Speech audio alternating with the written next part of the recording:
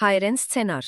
Երևանում անցկացվող Եվրոպական քաղաքական համայնքի գագաթնաժողովն արդեն տալիս է կոնկրետ արդյունք։ Մինչ հիմնական օրակարգի մեկնարկը Հայաստանը և Բուլղարիան ստորագրել են ռազմավարական գործընկերության հռչակագիր։ Սա կարևոր է, որովհետև Բուլղարիան Եվրամիության անդամ է, ՆԱՏՕ-ի անդամ է և Սև ծովի երկիր է։ Հայաստանի համար սա նշանակում է ավելի ուղիղ քաղաքական կապ եվրոպական պետության հետ, որը հասկանում է թե տարածաշրջանային ճնշումները, թե Եվրամիության հետ մոտենալու երկար ճանապարհը։ Հռչակագիրը խոսում է կանոնավոր քաղաքական երկխոսության, տնտեսական համագործակցության, տեխնոլոգիաների, կրթության, անվտանգության և պաշտպանության մասին։ Սա տեղի է ունենում այն նույն օրերին, երբ Երևանը հյուրընկալում է նաև Հայաստան-Եվրամիություն առաջին գագաթնաժողովը, Եվրոպական խորհրդի և Եվրոպական հանձնաժողովի բարձր մակարդակով մասնակցությամբ։ Ուղերձը գործնական է։ Երբ Հայաստանը Եվրոպային բերում է Երևան, հանդիպումները դառնում են համաձայնություններ։